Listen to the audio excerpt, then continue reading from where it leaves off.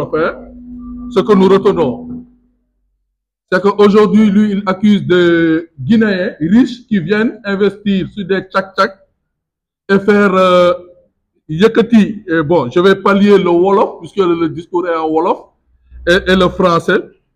Donc, pour lui, son programme se base sur que des Guinéens ont investi ici au Sénégal avec des tchak-tchak et des jeunes filles mineures, hein, de 14 ans qui sont dans les marchés en train de récupérer les places de nos mères, de nos grandes-mères et autres.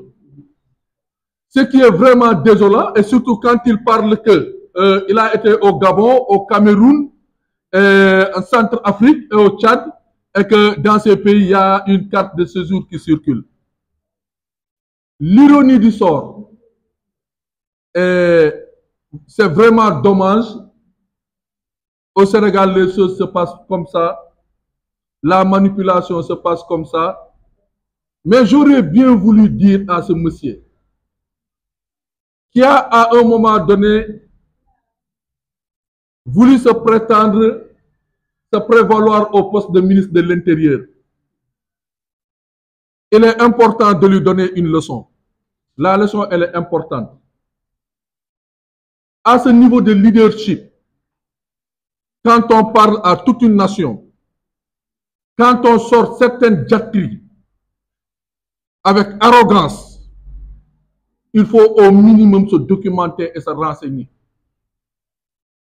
Effectivement, les Camerounais, les Gabonais, les Centrafricains, les Équato-Guinéens, au Sénégal, ils sont assujettis d'une carte d'identité étrangère parce qu'ils ne font pas partie de la communauté des États de l'Afrique de l'Ouest, de la CEDEAO. Il n'a qu'à encore aller faire ses cours s'il a appris un peu la diplomatie ou la politique parce qu'il dit qu'il est sorti d'une école à Paris. Nous y reviendrons. Ce n'est pas une affaire personnelle. Nous y reviendrons. Chers amis, ce monsieur qui prétendait vouloir être le ministre de l'Intérieur ne sait pas, il ne sait pas. Quand il dit que les émigrés, les Libanais, les Nyak font la queue au commissariat de Dieuppeul pour tirer des passeports, pour acheter des passeports, selon ses dires, ce monsieur ignore totalement qu'à la direction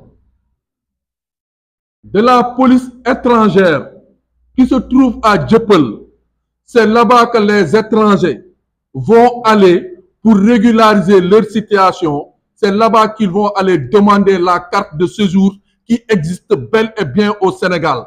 Donc c'est un ignorant par rapport à la carte de séjour qu'il réclame dafa wara am li mu wara am nonu dafa exister Sénégal ba paré. Donc il y a des étrangers qui sont au Sénégal ñoo xamné dañu wara am carte de séjour te dañ koy am processus le lu mu laccé dafa am caution bo xamné dang koy fay. Cette caution, tu dois aller à la caisse de consignation et de dépôt. Nous jox le reçu bobu ngay jël ak demande bi ak certificat bi nga dem au niveau du commissariat de Dieuppeul nga laajte sa carte d'identité étrangère. Donc waji ñu ko mëna wax su nekké lolu moy programme kon dafa tardé programme bobu existé na ba paré wax dafa jot parce que mu ngi ci xataraayu di saga ndarangi di saga guinéen yi di né guinéen yi ñoo fi ëpp sank ci bir ay waxam néna dafa def corridor Dakar Conakry 35 stop mo ci am.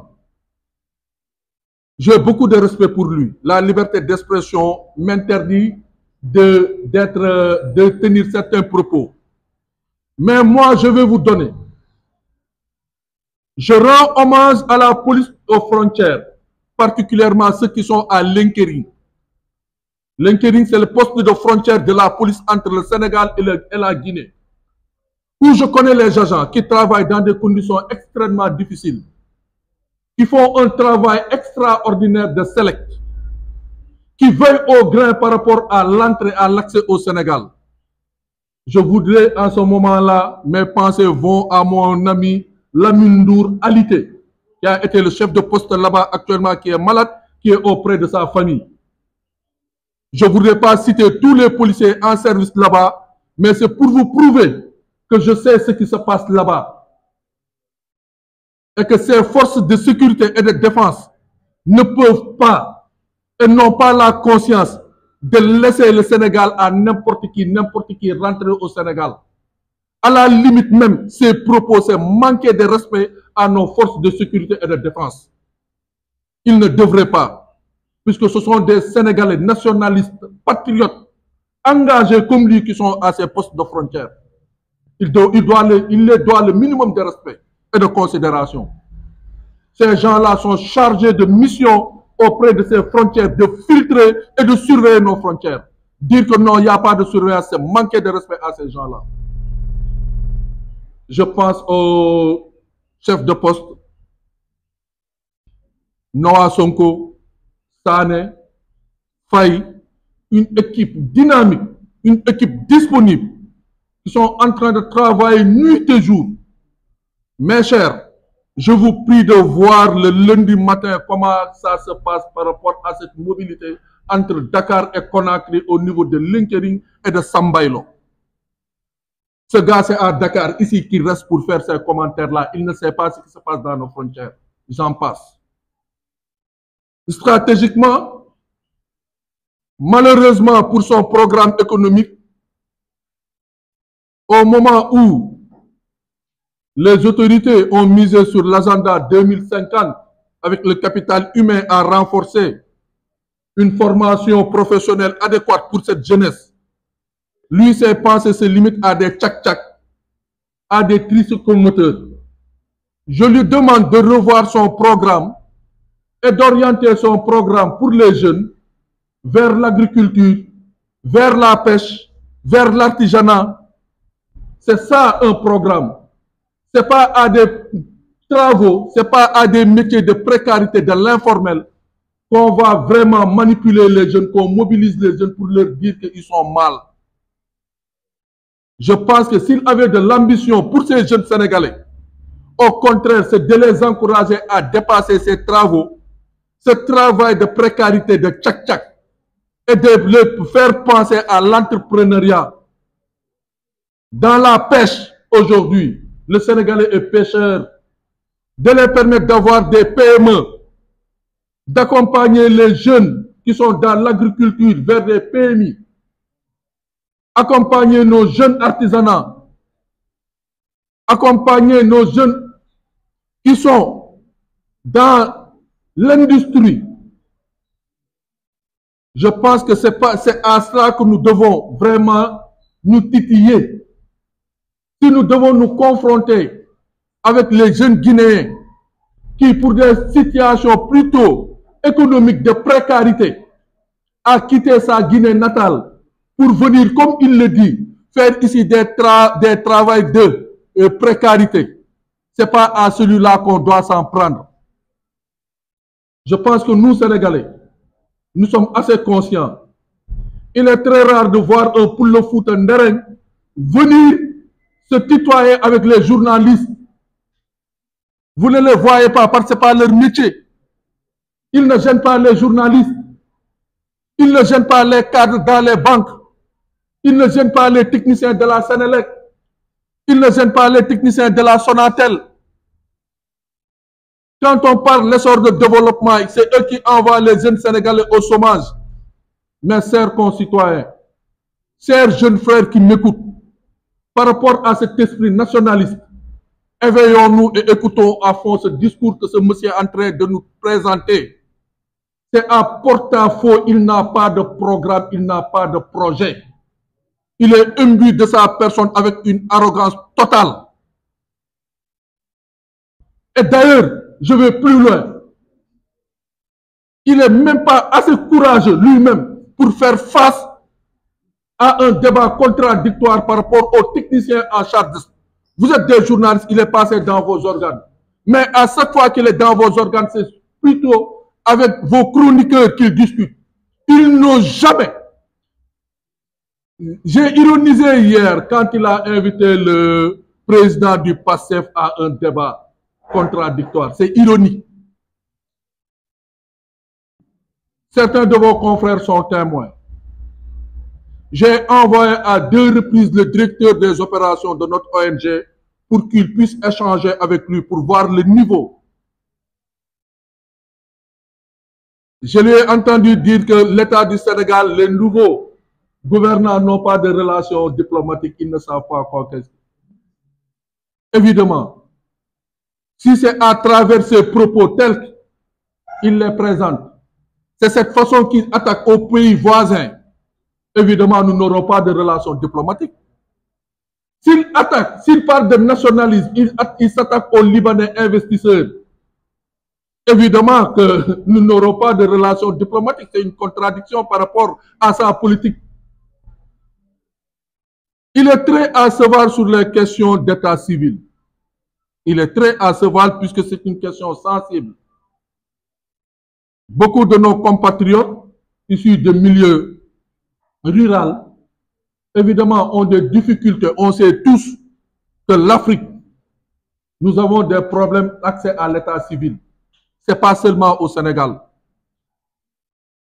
Des événements et des événements ont fait que dans certaines contrées, dans certaines municipalités, des événements ont fait que les états civils, les carnets ont été détruits. Ce qui a posé aujourd'hui des incidents, des bouchons par rapport à la délivrance des états civils. Et néanmoins, l'État a investi pour moderniser l'état civil. Mais j'aurais dû dire à ce gars qui a vécu à l'extérieur et qui parle de carte de séjour à d'outrance dans sa bouche. Dans le pays où il était, est-ce qu'il avait une carte de séjour et comment il a eu sa carte de séjour? L'équation qu'il faut lui poser. Aujourd'hui, nous sommes au Sénégal.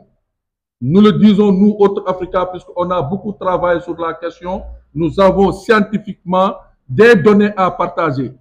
Et les données font sur 10 familles sénégalaises, les 8 familles ont un enfant à l'extérieur.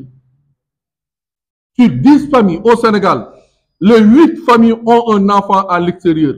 Aujourd'hui, à l'heure où je vous parle, il y a 16 000 jeunes Sénégalais qui sont en situation irrégulière aux États-Unis. 35 000 sont à l'île de Las Palmas dans des conditions d'attente. Je reviendrai par rapport à ce qu'ils prévalent pour dire que les passeports du Sénégal, les étrangers l'achètent, les Guinéens l'achètent. Chers amis, je vous demande de faire cette investigation. Recherchez sur l'Internet en parlant de passeport. Le passeport du Sénégal a une très grande valeur. Mais au niveau de notation, le passeport de la Guinée et le passeport du Mali est actuellement au-dessus du passeport du Sénégal. Faites les recherches, je vous demande de le chercher. Comment un Guinéen, avec son passeport guinéen, il peut demander l'asile dans l'espace Schengen? Comment un Malien, avec son passeport, il peut demander l'asile dans l'espace Schengen?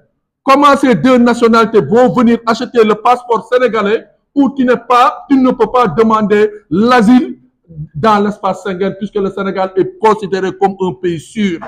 Tu ne peux pas demander l'asile. Il y a un certain type d'asile que tu ne peux pas demander avec le passeport du Sénégal. Donc pourquoi courir derrière le passeport du Sénégal? C'est une contradiction. C'est vous dire que ce gars ne sait même pas ce qu'il dit à l'international. C'est ça la réalité des choses. Donc, il est en train actuellement sur son parcours de stigmatiser les migrants qui sont au Sénégal, qui travaillent dans des secteurs de précarité, les marchés. Xollikatu soble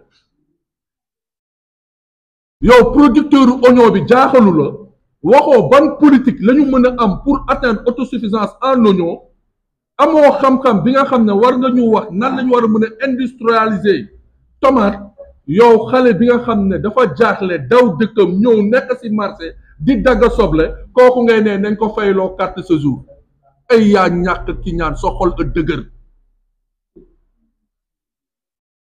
yaakaar naa ni le président Ousmane Sonko joué na jeu bi recadré na affaire yi mais dafa laajte Sénégal ñu xam fan la ñu teg suñu tànk ak nan la ñu waxee ku jukk wax ba ci man mii mais nañuy xool nit ñuy wax ci lan lañ ko tënk ak ci fan la ñu jëmee. dañu am ay doom yu nekk bitim réew waxu carte de séjour boobu ñuy wax di ko yëkkati di ne fii ku fi ubbi boutique dañ lay bàyyi nga dugg nga def la neex tegul fen parce que fii boo fi ubbee boutique da ngay loué kër jàmbur nga loué ci économie ngay di da ngay fay patente marchandise bi ngay jënd ci TVA lay kii donc yaa ngi participer amul benn Guinéen boo xam ne da nga fi am dara gratuitement. Et la question que je vous demande, il faut le lui transmettre. Pourquoi les Guinéens? nee na jabar ji pël la mais lan moo nekk ci ginnaaw les Guinéens ba nga xam ne moom tey singali Guinéens yi tantôt mu ne mën nañu génnee démonstration bi tantôt mu ne amul benn problème ak Guinéens yi amul problème xamul ça à un moment donné à qui s'attaquer xamul Guinéen bi lay attaquer. xamul immigré bi lay attaqué il est perdu dans ses propos on ne sait pas à qui s'en prendre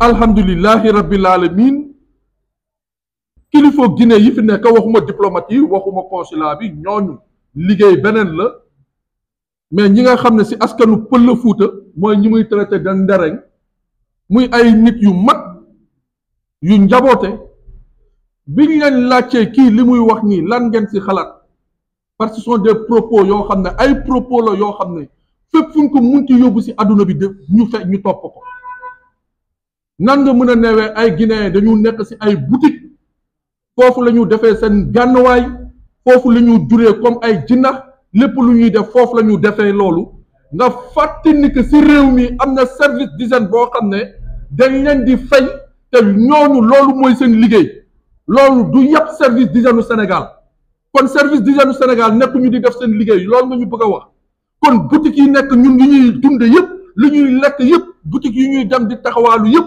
ci ay saleté la ñu nekk yow yaay saleté bi. Mon ami me disait de ne pas aller plus loin sinon j'aurais pu toucher sa personne j'aurais pu toucher ses origines et en touchant ses origines les Peul Fouta Ndereng sont plus nobles 3 fois que lui. Il y a des Peul Fouta à qui il s'attaque d'origine guinéenne, qui sont de la Guinée, qui vivent ici au Sénégal, qui sont 4 fois plus nobles que lui qui se dit sénégalais. Et je vous rappelle, le premier chef d'état-major de l'armée sénégalaise, c'est un Peul, le général Jean-Alfred Diallo. À l'époque de la séparation entre l'armée sénégalaise et l'armée française, beaucoup de Peul le Fouta Ndereng ont choisi l'armée sénégalaise. C'est une question très sensible. C'est une question très sensible. C'est une question sur laquelle nous demandons le peuple sénégalais. Ces jeunes qui se disent nationalistes. Nous sommes des nationalistes. Nous sommes des nationalistes. Nous avons lutté pour le nationalisme. Oui, nous voulons que le Sénégal émerge. Que la richesse du Sénégal soit répartie, que les fils du Sénégal se voient dans leur richesse. Nous sommes pour ça, nous sommes d'accord pour ça. J'aurais bien voulu qu'il se lève, qu'il nous parle de l'autoroute à péage. J'aurais bien voulu. Récemment, il était à l'aéroport. Je l'ai vu à l'aéroport quand il partait au Maroc en classe économique. Il y a des questions de développement plus importantes que ce qu'il est en train de lever. Je pense que politique, dans le sens noble de faire la politique.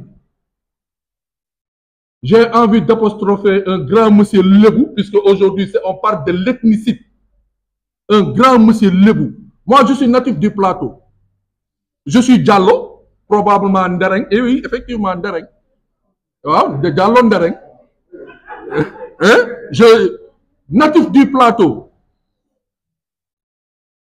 Damay dugg ci xamba yi l'ambulance. Les Lebou là, mes parents Lebou. Damay dugg ci xamba yi l'ambulance. Lebou ab Lebou là. Sama maam mooy Alaaji Ismaïla Gueye Ndeye Ñambour. Mais nuyu famille wam. Je rends hommage à un grand monsieur. Si c'est en direct, qu'il me le pardonne, mais j'ai envie de le citer par rapport à li muy def. Abdoulaye Makhtar Diop, au cadre de l'administration, maire de Dakar Plateau, il a formé des Ndereng, il a formé des Portugaises, il a formé des Ngagna, il a formé énormément de jeunes à la vie politique du Sénégal. Et c'est le grand Serigne de Dakar. Il n'a jamais fait de discrimination par rapport à ces militants. Ay Pël Fuuta tuddee nañ ko doom, ay Njaago tuddee nañ ko doom. C'est ça la grandeur de l'universel. Kenn ñëw taxaw fële kenn xamul foo jóge, kenn xamul foo mabandoo, sa sikkim ngay ndu rek lu may bañ a tudd. Nga bëgg a jaxase askan ak askan. Askan ak askan. Ngay téye di xataraayu di tëli. Yow nga ne da nga am koo àndaloon sa mag la sa xarit la. Mu génn xam situation bi fu mu toll. Amaana ne yaa ngi wax ay toj loo xam ne kenn mënu la yemale. Mu génn toog ci mbooloo toog ci people adduna bi yëpp di ko dégg. Mu wax waxam amoo looy def lu dul woowaat mbooloo. Di ko diingat di ko saaga di ko xas bugguma dugg ci terrain politique bi mais Ousmane Sonko c'est un grand monsieur, il nous l'a démontré hier sans que c'est ce message que la communauté guinéenne m'a chargé de lui transmettre. Munuma jot ci moom, je demande à la presse sénégalaise de dire à Ousmane Sonko sa sortie d'avant-hier, la communauté guinéenne résidant au Sénégal se sont vraiment rassurés de ce discours-là. Parce qu'ils savent qu'aujourd'hui, les autorités ne sont pas avec ce gars-là. Loolu mooy dëgg. Loolu mooy dëgg. Parce que le silence a trop duré. Suba nañu jël espace yëpp TikTok yi. Et bizarrement, li ci gën a neex mooy man li may reetaan loo. À 21h, il y a des Sénégalais comme moi qui sont de la diaspora, après avoir fait toutes leurs activités, et qui sont dans leur prétention de leur qui est dans l'insolitude, puisque foofu da ngay wéet amoo dara looy def taal life di daggal rek parce que yaa ngi bitim réew amoo dara looy def. Nous sommes des nationalistes lépp luy jëmale Sénégal kanam dañ ciy fekk les étrangers qui sont là mais waa ji na dem waa ji bëgg a nekk ministère de l'intérieur na dem laajte ji ministère de l'intérieur ak étranger comment nan la étranger di duggee biir waa ji bu xamul ni que am na benn division bu tudd division des visas bu nekk ministère de l'intérieur à la direction de la surveillance terrestre tey pour Camerounais ñëw fii pour Camerounais dugg fii dañu dem foofu defar ko enquête préalable pour Camerounais dugg fii balaa bu fii dëkk suy dugg ci yoon bi day dem division de la surveillance terrestre fii mu ngi nekk Malick Sy ñu defal ko enquête préliminaire. C'est le directeur général de la police mooy signé kii de visa am waa ji nee leen ko na dem jàng jiwaat nee na xam na dëkk bi dafa dem dugg ci ay marché xool xelam moo yem ci marché. Et li ci gën a bizarre foofu laay terminer pour ngeen am xam-xam pour ñu xool dëgg-dëgg nee na métier am porteur d'affaires la ci li ma xam ci li ma wax su dul porteur d'affaires na ma jéggal parce que bi may enquête ci moom loolu lañ ma wax amul métier bi ñu am mooy courtier le porteur d'affaires la waaw porteur d'affaires mooy lan da ngay génn dem wuti ji ay nit yu yore xaalis bëgg a investir nga nee leen kaay leen ngeen investir du loolu mooy porteur d'affaires su ma juumulee yéen journalistes yi corrigé leen ma su dul loolu waaw yow mii di woote nationaliste yow mii di woote sa réew yow mii di ne da nga gëm sa réew nan ngay mën a ne ñeneen génn la kaay leen ñëw jël jël leen seen alal ngeen ñëw dugal ko ci biir réew mi c'est pas une contradiction ça? C'est pas une contradiction ça? Donc je termine vraiment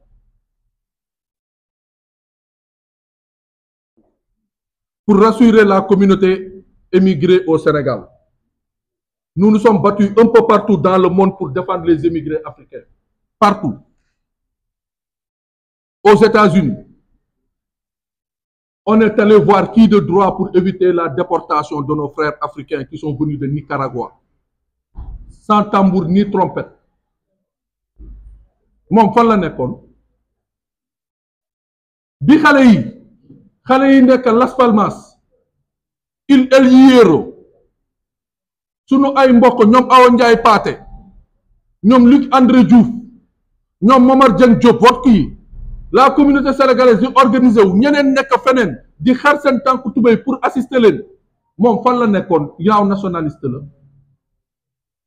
En France bi mu nekkoon combien de nos jeunes frères combien de Sénégalais ñoo fa nekk tey en situation irrégulière waaw d'accord ginnaaw moom amul mbokk man sama mbokk yooyu lay xalaat luñ fi def doomu Sénégal ñu delloo leen ko foofu man dama am ay jarbaat dama am ay doom dama am ay xarit dama am sama ay doomu xarit yu nekk bitim réew bugguma ku leen toroxal bugguma ku leen yemale bugguma ku leen takk bugguma ku leen def dara moo tax duma def dara doomu jàmbur bu nekk sama biir réew damay xalaat ni que lépp lu ñu def fii doomu jàmbur fii dañ ko def sama doom gabonais yi nga xam ne jàng si moo leen indi mu leen di traité de prostituée gabonais jàng moo leen indi camerounais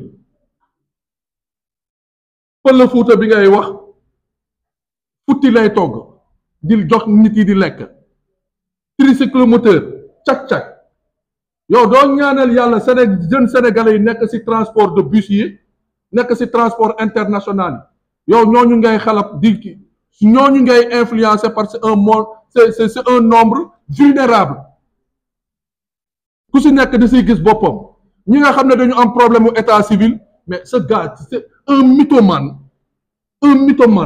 je vois un Sénégalais qui se dit leader. Il n'y a pas plus mythomane que ce gars-là. Mais vous vous rendez compte, il dit, les Guinéens qui ont falsifié les documents, qui ont eu de fausses cartes d'identité nationales, ce sont ces Guinéens-là qui vont vers lui pour lui restituer les cartes d'identité nationales. Vous vous rendez compte à quel niveau ce gars, par rapport à cette déclaration, il ne se rend même pas compte de ce qu'il dit. Il dit, c'est lui qui le cite. Des Guinéens sont allés le voir pour lui restituer de fausses cartes d'identité établies. Donc les Guinéens, lui qui insulte les Guinéens ont confiance en lui pour aller lui restituer les fausses cartes d'identité. Je demande aux parents de ce gars de le regarder physiquement et de l'écouter et d'aller lui trouver un psychiatre pour l'accompagner.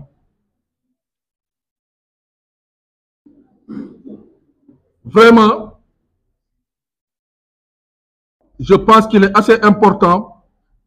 Je voudrais, avant de terminer, je voudrais saluer exceptionnellement la mobilisation des jeunes, des Africains en Espagne à Valence. Voilà l'immigration. Aujourd'hui, à Valence, les autorités ne parlent pas d'émigrés irréguliers, d'émigrés délinquants, de noirs, de négros. Quand il y a eu la calamité, nos braves jeunes frères, ils sont sortis à l'unisson comme un seul homme, avec des khassaïs, des chansons. Ils ont épaté les Espagnols de Valence. Ils ont été solidaires avec les Valençois. Ils se sont mobilisés. Actuellement, ils sont dans les rues de Valence pour nettoyer et pour accompagner les Espagnols. C'est ça l'immigration. C'est l'ouverture, c'est le don de soi. Vraiment, je voudrais leur rendre hommage, les remercier. Également, mes pensées vont à ces 16 000 Sénégalais aujourd'hui qui sont dans les désarrois par rapport à la situation actuelle des États-Unis. Je voudrais alerter le peuple sénégalais. on ne sait pas le lendemain de nos jeunes frères qui sont actuellement aux États-Unis. Je demande à nos chefs religieux, je demande à nos mamans, à nos pères, de prier pour que l'Esprit, le Saint-Esprit, accompagne ces jeunes et qu'il n'y ait pas de rapatriement massif pour nos jeunes actuellement aux États-Unis. Surtout nos jeunes frères qui sont passés par le Nicaragua. Je suis très inquiet. Je suis analyste, consultant sur les questions de migration. Moi, mes pensées, le nationalisme que j'incarne, le patriotisme que j'incarne, c'est à cela que le travail que je veux, c'est à cela que je veux qu'on se concerte. Qu'on travaille afin que le Sénégal ne puisse pas être mis au banc des accusés. Que l'image du Sénégal ne soit pas ternie. Que la teranga sénégalaise, santé, danger, reconnue partout, puisse être vraiment rayonnant. Je ne dis pas non. Je ne dis pas non. Je n'ai jamais dit non à renforcer les dispositifs administratifs pour meilleur contrôle des citoyens, que ce soit sénégalais comme africains. Si il y a à améliorer, il n'y a aucun système au monde qui est parfait. Des Sénégalais aujourd'hui circulent avec des passeports américains alors qu'ils sont nés au Sénégal. Des Sénégalais sont allés aux États-Unis. Ils se sont organisés par des voies. N'importe quelle voie, l'essentiel c'était pour se régulariser. Des Sénégalais aujourd'hui sont en France. Ils passent par toutes les voies, tous les moyens pour se régulariser. C'est de la même sorte que des Guinéens sont aujourd'hui au Sénégal et ils veulent se régulariser, qu'on les accompagne à se régulariser. Je vous remercie.